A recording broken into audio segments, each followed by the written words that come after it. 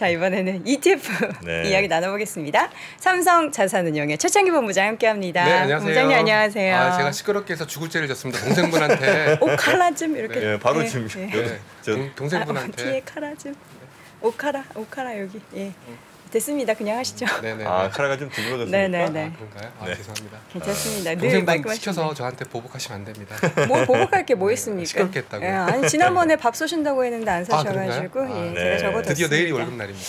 네. 네, 축하드리고요. 네. 오늘 ETF 이야기 또 4가지 주제를 준비하셨어요. 네, 일단은 저 연초다 보니까 네. 저한테 가장 많이 들어오는 질문이 삼성자산운용은 뭘 미나요? 어떤 ETF를 미나요? 뭐 이런 미나? 형태의 질문들이 많이 들어와요. 그래서 제가 되물었죠. 타 운용사들은 뭘 밀었던가요? 라고 되물었더니 주식과 관련된 특히 테마 ETF와 관련된 얘기를 한 하우스가 없었다라는 얘기를 듣고 얼마 전에 CES 있었지 않습니까? 그래서 CES 내용과 거기에 맞는 매칭되는 ETF를 한번 뽑아 갖고 왔습니다. 네. 자, 하나하나 자, 좀 화면 살펴볼까요? 잠깐 띄워주시면은요. 네. 저도 CES를 갔다 오진 않았습니다. 네. 뭐 보내주셨으면 갔을 텐데 안 보내주셨기 때문에 못 갔고요. 네. CES를 갔다 온 3명의 애널리스트한테 좀 부탁을 했습니다. 분위기가 어떻냐, 뭐가 화두가 됐냐, 어떤 기술이 혁신적이었냐 부탁을 좀 했고요. 사람마다 조금씩 틀립니다. NH투자증권의 이규화 애널리스트께서는 XR이 가장 인상 깊었다.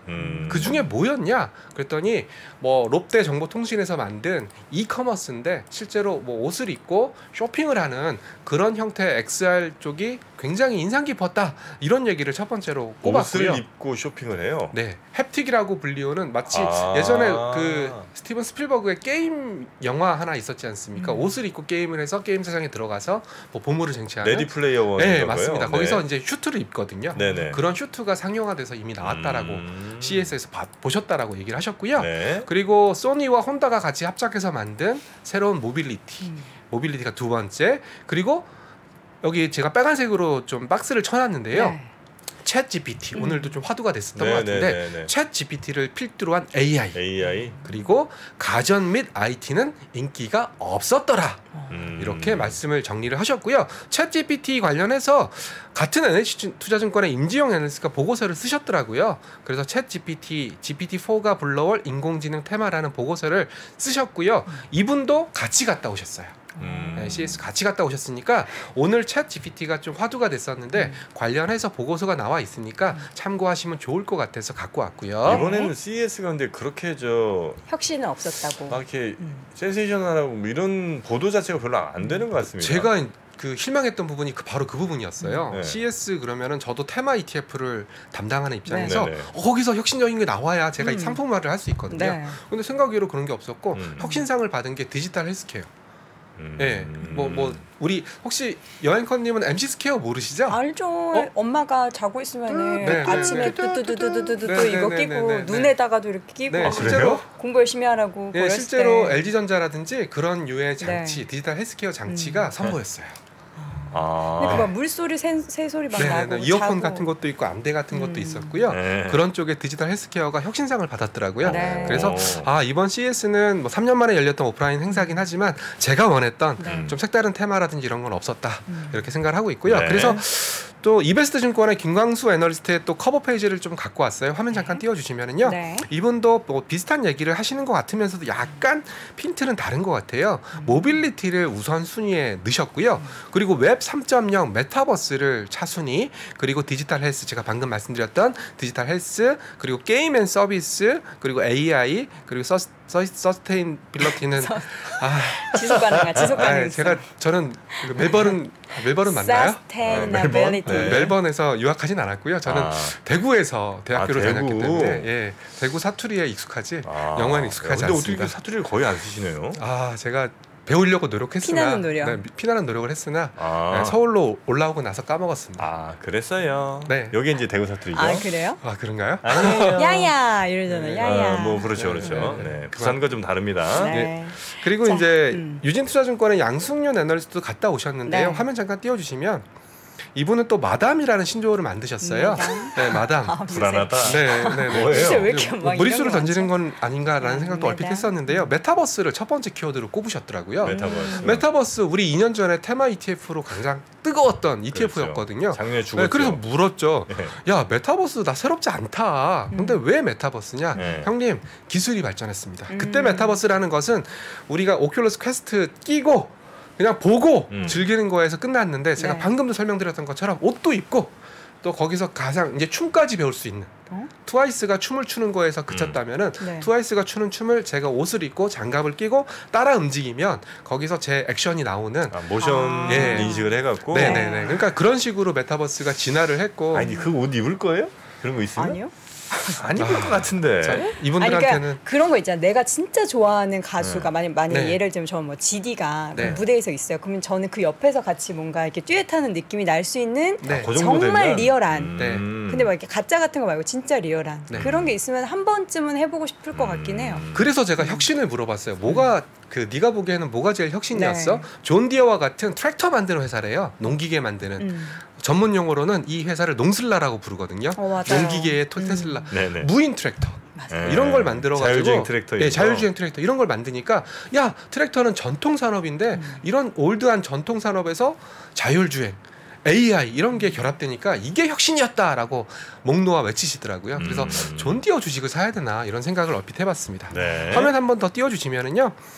마담의 M은 메타버스, A는 인공지능, D는 디지털 헬스, 그리고 A는 오토메이션, 그리고 M은 모빌리티. 그래서 여기 공통되는 것은 모빌리티 정도가 공통되는 부분이고요. 메타버스라고 표현을 하셨지만 NH증권에서는 XR이라는 AR, VR 합쳐서 XR이라고 부르거든요. 네. 그러니까 결국 메타버스인데 어떤 쪽 메타버스냐? XR, 가상현실이라든지 체험현실이라든지 증강현실을 실제로 구현해낼 수 있는 이런 부분의 메타버스가 2023 CES에서는 가장 큰 화두였지 않나라고 생각을 하고 있습니다. 네.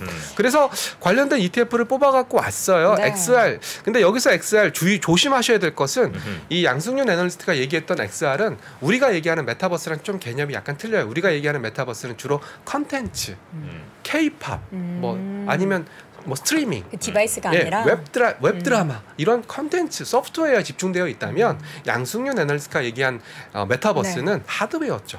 예, 이런 쪽에 좀 치중되어 있으니까 여기서 뭐 굳이 따진다면은 그 아마 K 메타버스는 이런 종목들이 잘 없을 거예요. 하드웨어를 만든다든지 이런 쪽은 없고 한국에 있는 메타버스 종목으로 구성된 거니까 글로벌 메타버스나 미국 메타버스 쪽에서는 그런 류의 종목들이 많이 포함되어 있을 테니까 이번 CES에 해당되는 XR 테마다 매칭시킨다면은 저는 뭐 미국 메타버스나 글로벌 메타버스가 여기에 해당된다라고 생각을 하고 있습니다. 네.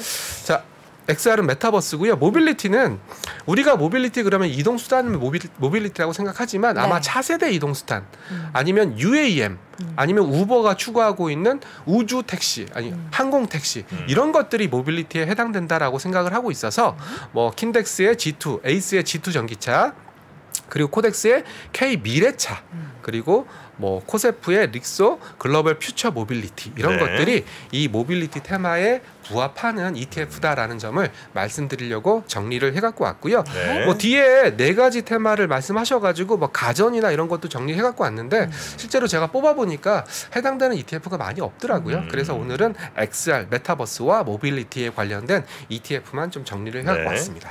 자, 이 최창규 본부장님의 저희 자료는 저희 신의 자료실에 업로드를 해놓을 테니까요. 저희 3프로 TV 앱에 들어오시면 언제든 보실 수가 있습니다. 네. 자, 여기서는 채권 ETF 이야기. 네, 오늘도 제가 이제 기자분들한테 전화를 받으면 채권 ETF에 돈이 많이 몰린다. 여전히 고냐? 뭐 이런 질문들 많이 받거든요. 화면 잠깐 띄워주시면은요. 고냐 스톱이냐의 여부는 제가 파란색으로 여기 한국경제신문에서 나온 최근에 자금이 많이 들어온 채권 ETF 이름과 밑에 있는 것은 좌측에 있는 것은 듀레이션, 우측에 있는 것은 YTM. 지금 내가 샀을 때 만기까지 얼마의 수익률을 받을 수 있느냐가 YTM인데 요걸 정리해 놓은 거예요.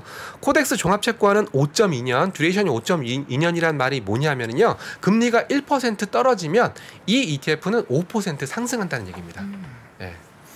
그리고 옆에 있는 3.725%가 YTM. 지금 이 ETF 샀을 때 만기까지 금리 변동이 없다면 3.725%를 받을 수 있다라는 얘기인데요. 매력적으로 생각 드시나요? 3.725%가 물론 다른 ETF들도 보시면은 듀레이션 5.4년에 3.77, 듀레이션 5.78에 4.00 YTM이니까 아마 지금 시점에서 매력적이야, 투자하고 싶어.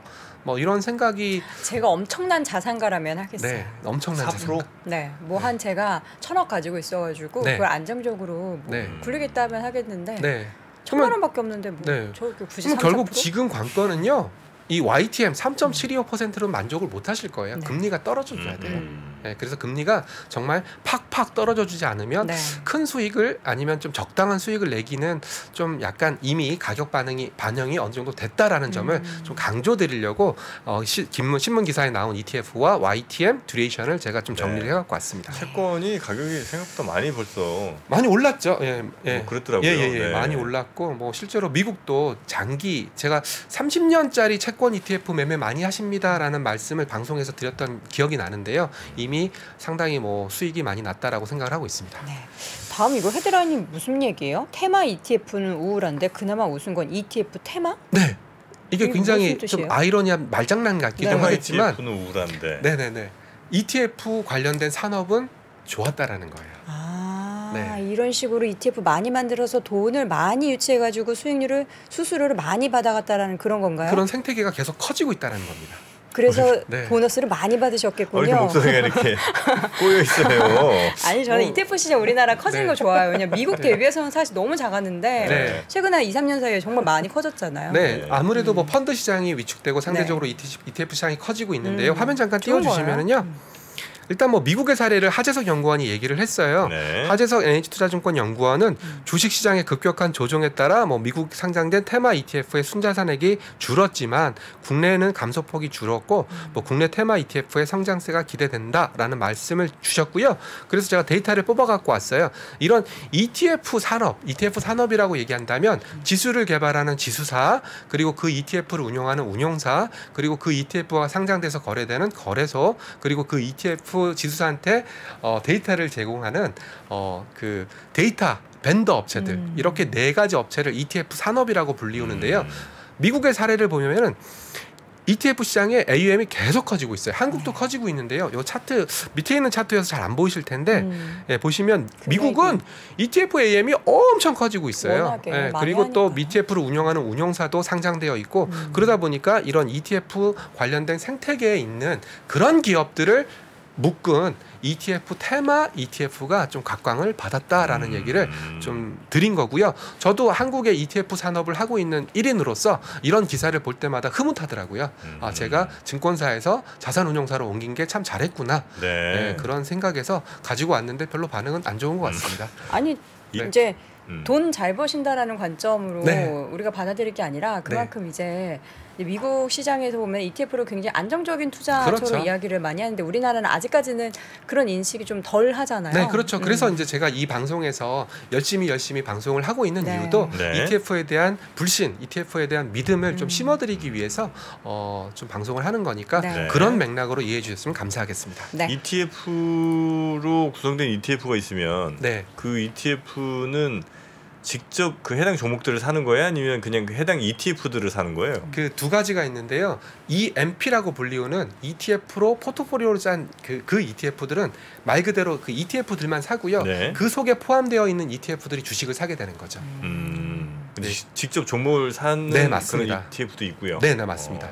그래서 ETF 시장이 커지면은 어쩔 수 없어요. 주식 시장도 커질 수밖에 없어요. 그래서 ETF 시장과 주식 시장이 별개다라고 생각하시면 안 됩니다. 네. 여기 잠깐 질문이 하나 올라와가지고요.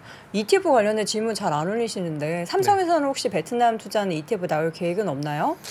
굉장히 S 쪽 민감한 주제인데요. 제가 오늘 타이거 미래자산에서 베트남 관련된 ETF를 준비하고 있다라는 기사를 봤어요. 아마 그 기사를 보시고 저한테도 질문하신 것 같은데 아직 뭐 삼성자산 차원에서는 베트남 관련된 상품은 준비하고 있지 않습니다. 요즘 하도 또 핫한 곳 중에 하나니까요. 베트남 인도 있죠. 네. 네.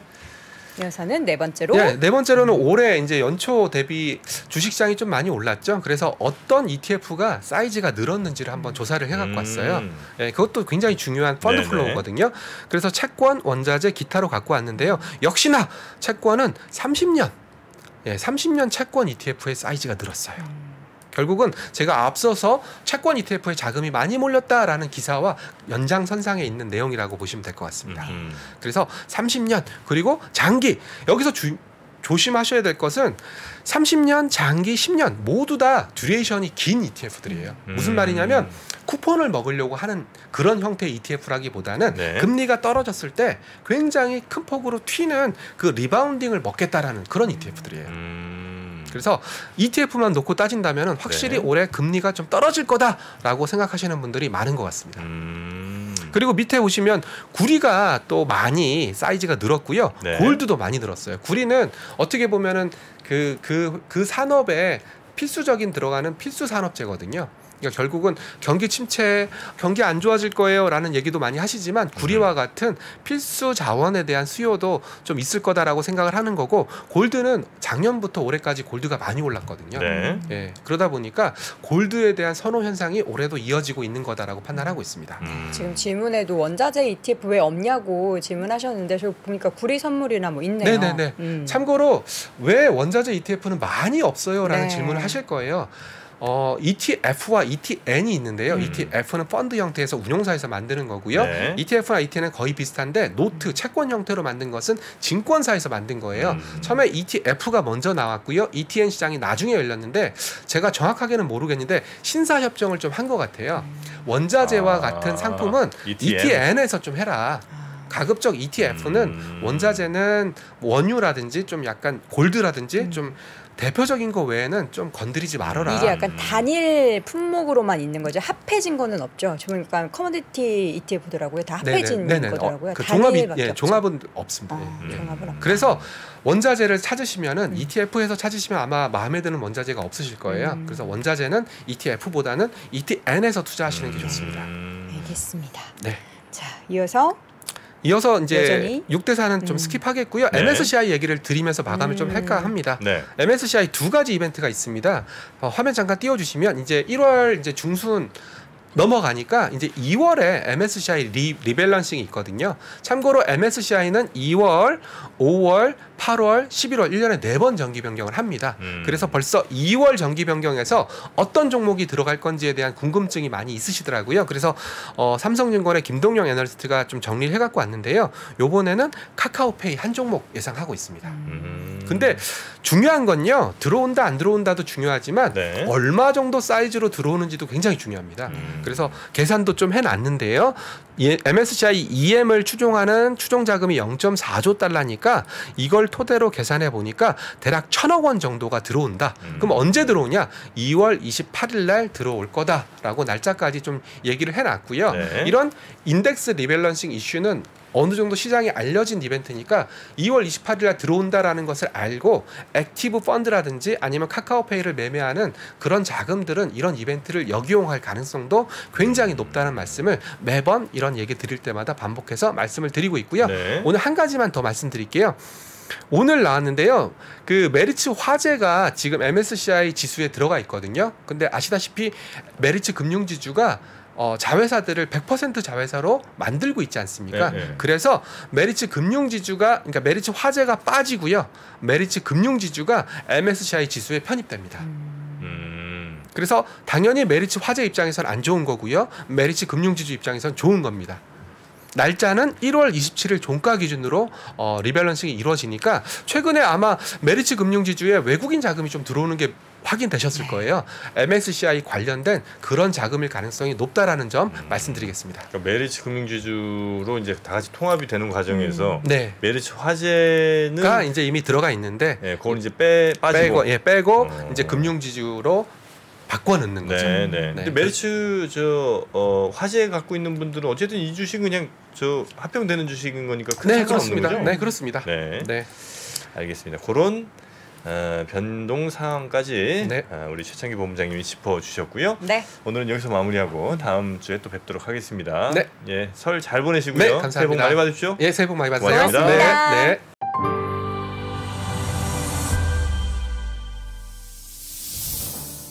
주식 투자자 여러분, 바로 지금 더 늦기 전에 준비하셔야 됩니다. 1분 1초가 아까운 지금. 그래서 망설이지 말고 시작해야 하는 지금. 아직 늦지 않았습니다. 반도체, 2차 전지, 인터넷부터 자동차, 바이오까지 2022년에 놓쳤던 투자 흐름을 한 번에 따라잡고 2023년의 기회를 이번엔 절대 놓치지 마세요. 3프로TV 2023 베스트 투자 전략.